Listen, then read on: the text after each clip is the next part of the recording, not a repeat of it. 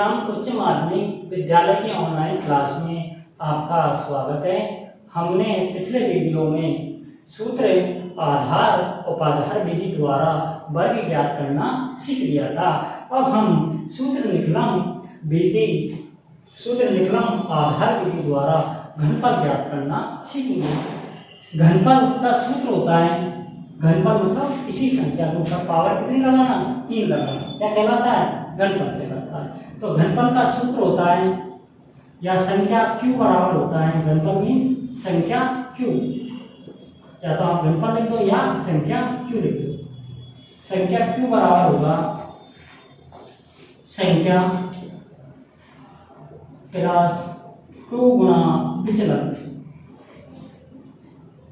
सूत्र क्या होगा, संख्या प्लस 2 गुणा विचलन और 3 गुणा विचलन का स्क्वायर, 3 गुणा विचलन का स्क्वायर और विचलन का क्यूब, और विचलन का क्यूब। इस सूत्र की सहायता से आपको सूत्र निकलम आधार विधि से घनफल ज्ञात करना है।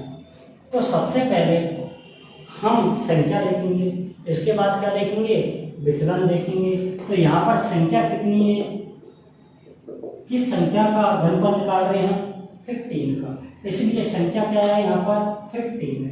कितनी है, 15 है। विचलन निकालने के लिए हमें किसकी आवश्यकता पड़ती है, विचलन निकालने के लिए हमें किसकी आवश्यकता पड़ती है, आधार की। तो हम आधार निकालते हैं। ये संख्या 15 किसके निकट है, ये 15 10 के निकट है, इसलिए इसका आधार क्या होगा, 10 होगा। विचलन बराबर आप जानते हो, संख्या माइनस क्या होता है, आधार होता है। संख्या कितनी थी, 15, आधार कितना है, 10, 15 में से 10 गए, कितने बचे, 5, तो विचलन कितना आएगा, 5। अब यहाँ पर आधार में कितने अंक है, आधार में कितनी जीरो है, 1 जीरो, आधार में कितनी जीरो है, 1 जीरो, इसलिए विचलन में एक अंक लेंगे, 1 अंक लेंगे। कितना अंक लेंगे, 1 अंक लेंगे। अब इस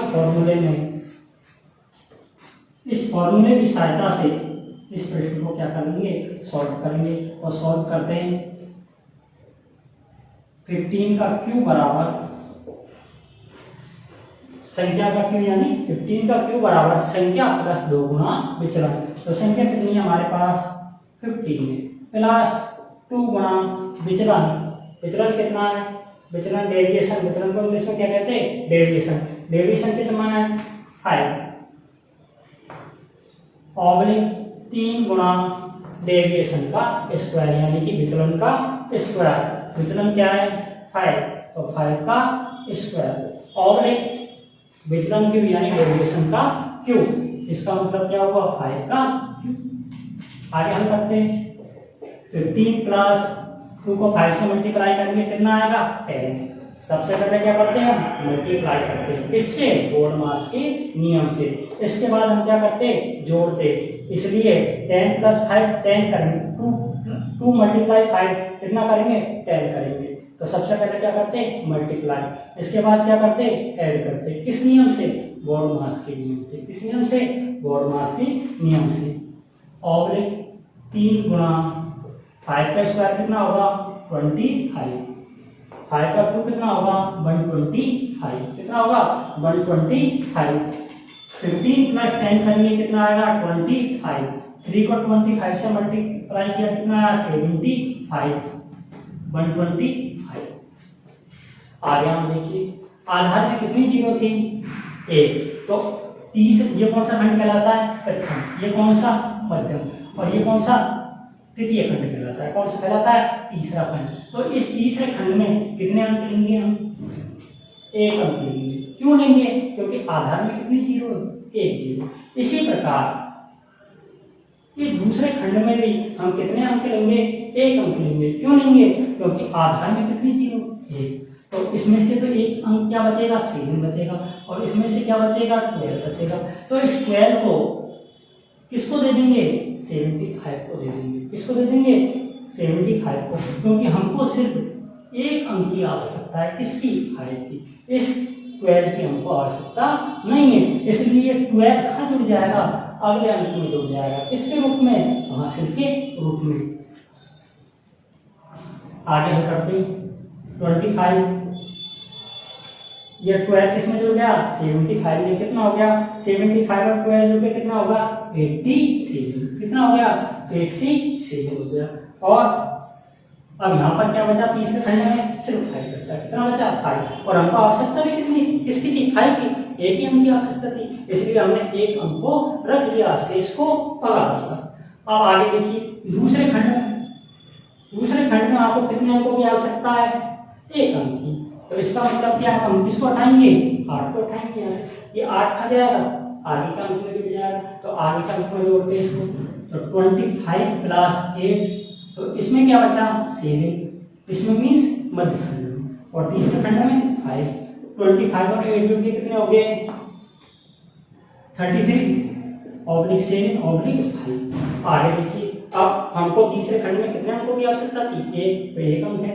दूसरे खंड में भी कितने अंकों की आवश्यकता रहती है, 1, इसलिए 1 अंक है।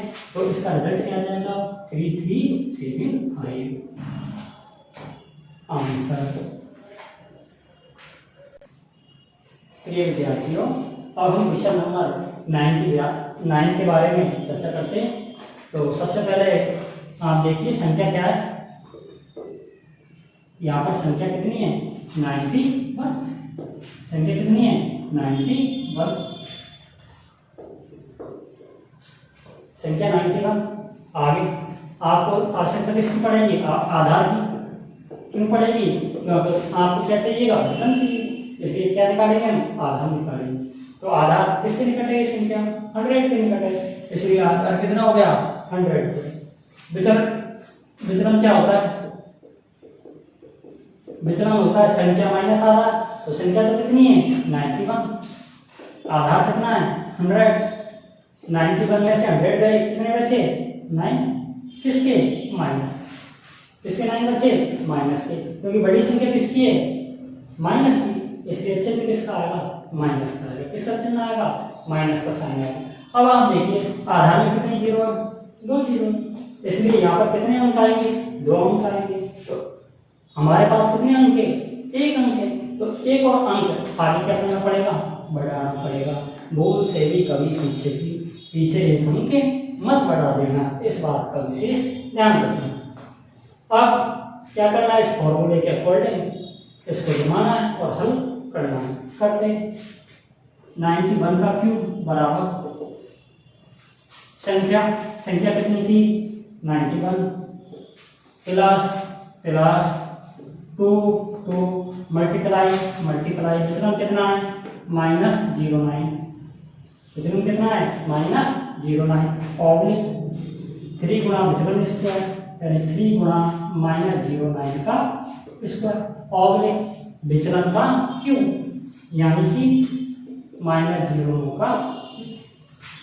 आगे करते कितना आया, 91 प्लस माइनस मल्टीप्लाई किया क्या आया, -2 को 09 से मल्टीप्लाई किया कितना आया, 18/3 मल्टीप्लाई 09 का स्क्वायर कितना होगा, माइनस का स्क्वायर किया प्लस 9 का स्क्वायर किया कितना आया, 81।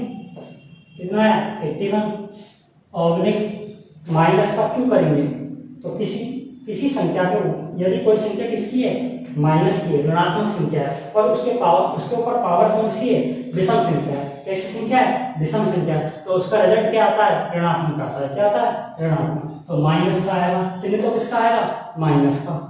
करके देखो, -09 गुणा -09 गुणा -09, माइनस को माइनस से गुणा किया, प्लस को माइनस से किया कितना आया, -9 को 9 से किया कितना आया, 81, और 81 को किससे किया, 9 से कितना आया, 729 -729। तो कितना आएगा, -729। आगे देखिए 90 बनने से कितना गया, 80 गया, तो कितना बचा, 11 में से 8 गए तो कितने बचे, 3। कितना बचा, 11 में से 8 गए तो कितने बचे, 3। यहाँ पर कितने रहेंगे, 8 में से 1 गए तो कितने बचे, 7 ऑब्लिक 3 को 81 से मल्टीप्लाई किया कितना आया, 243 ऑब्लिक माइनस का 729। अब यहाँ पर देखो सबसे बड़ी समस्या क्या है, कि ये सारी संख्या कैसी है, धनात्मक, और ये क्या आ गई, ऋणात्मक। तो इस ऋणात्मक संख्या को हम क्या करेंगे, धनात्मक संख्या में चेंज करेंगे। तो इस ऋणात्मक संख्या को धनात्मक संख्या में कैसे चेंज करते, इस बात को आप ध्यान से समझिए। हम इसपे से मध्य खंड में जो 243 है, इसपे से हम क्या लेंगे, हासिल उधार लेंगे। क्या लेंगे, हासिल उधार लेंगे। यदि हम इससे एक हासिल उधार लेते तो उस एक हासिल का मान आधार के बराबर होता है। किसके बराबर होता है, एक हासिल का मान आधार के बराबर होता है। और 2 हासिल उधार लेते तो 2 आधार के बराबर होगा, और 3 हासिल उधार लेंगे तो 3 आधार के बराबर होगा। 4 हासिल उधार लेंगे तो किसके बराबर होगा, 4 आधार के बराबर होगा। और यदि 5 हासिल उधार लेंगे तो 5 आधार के बराबर, 6 हासिल उधार लेंगे तो 6 आधार के बराबर। अब आप देख लो आपको कितनी हासिलों की आवश्यकता है जिससे ये नंबर क्या बन जाए, ऋणात्मक से क्या बन जाए, धनात्मक बन जाए। तो कितनी हासिलों की आवश्यकता है, यदि हम 7 हासिल लेते तो 7 हासिल किसके बराबर होगी, 7 आधार के। 7 आधार का मतलब क्या है, 7 गुना आधार। 7 आधार का मतलब क्या होगा, 7 गुना आधार, यानी कि आधार कितना है हमारा, 100। इसका मतलब क्या होगा, 700। 7 आधार का मतलब क्या हो गया, 700। एक आधार का मतलब क्या है, 100। तो 7 आधार का मतलब क्या है, 700। लेकिन संख्या किस 700 से बड़ी है या छोटी है, संख्या यहाँ पर 700 से क्या है, बड़ी है। इसलिए क्या आपका 700 से काम चल जाएगा, नहीं चलेगा, क्योंकि फिर भी हमारे पास माइनस के क्या बचे, 29 बचे। क्योंकि 700 माइनस 729 तो फिर भी क्या आएगी, ऋणात्मक संख्या आएगी। इसलिए हम 7 आधार लेने का क्या लेंगे, 8 आधार लेंगे। कितना लेंगे, 8 आधार। और 8 आधार का मतलब क्या हो गया, 800। भाई एक आधार किसके बराबर है, 100। तो 8 आधार किसके बराबर हो गया, 800 के। अब हम 800 में से 729 घटाओगे तो संख्या किसकी आएगी, धनात्मक या ऋणात्मक, तो संख्या क्या आएगी, धनात्मक आएगी। क्या आएगी, धनात्मक। आगे हल करते 73 और इसने कितनी हासिल उधार दे दी, इसको 8 हासिल उधार दे दी। कितनी दे दी, 8। तो जो हासिल उधार देता है उसमें से तो क्या हो जाएगी, 8 की कमी हो जाएगी। क्या हो जाएगी, 8 की कम। इसका मतलब क्या है, 243 में से 8 गए तो कितने बचे, 235। 243 में से हमने क्या घटा दिया, 243 में से हमने क्या घटा दिया, 8 घटा दिया। 13 में से 8 गए तो कितने बचे, 5। यहाँ पर कितने रह गए, 3। यहाँ पर कितने रह गए, तो कितना बचा, 235। और यहाँ पर कितना हो जाएगा, 8 हासिल इसको उधार दे दी तो ये कितना हो गया बताओ, 800।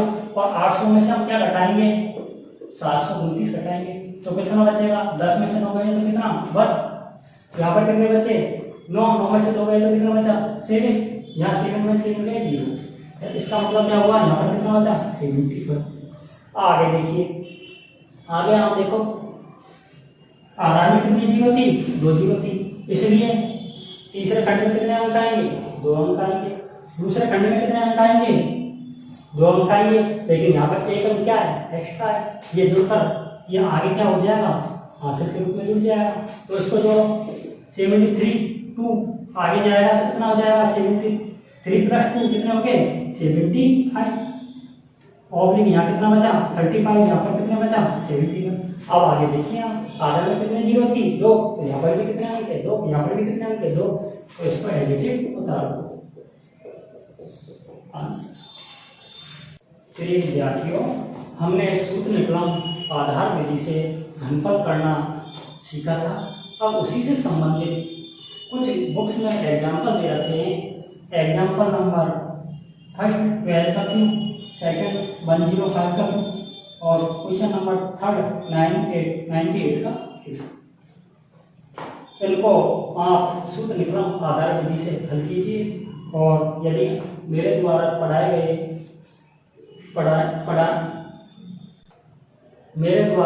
गए वीडियो में यदि आपको कोई भी समस्या हो तो कमेंट्स कीजिए।